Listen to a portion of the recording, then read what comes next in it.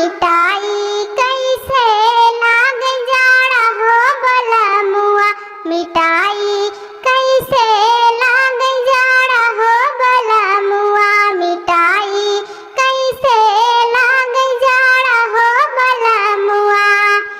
बड़ा दुख देला पूस माघ के महीनवा, माघ के महीनवा हो माघ के महीनवा। आवे तोहार याद राजा रात दिनवा, बड़ा दुख देला माघ पूस के महीनवा। आवे तोहार सुधी राजा रात दिनवा।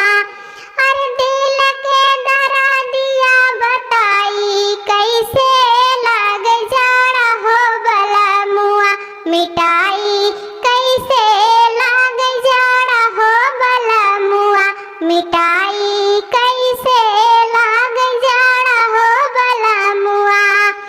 पकड़ के गाड़ी धैला गाँव के डगरिया, आई जा तू घरवा हो छोड़ी के नौकरिया। पकड़ के गाड़ी धैला गाँव के डगरिया, आई जा तू घरवा हो छोड़ी के नौकरिया। अरे काबले मराहिया निहारी बैठी लाग जाड़ा हो बलमुआ, मिठाई कैसे लाग जाड़ा हो बलमुआ, मिठाई कैसे लाग जाड़ा हो बलमुआ। 3 महीना राह घर हो सजनवा, पड़ लगे गरमी तो जाया हो बलमुआ। 3 महीना राह घर हो सजनवा, पड़ लगे गरमी तो जाया हो बलमुआ।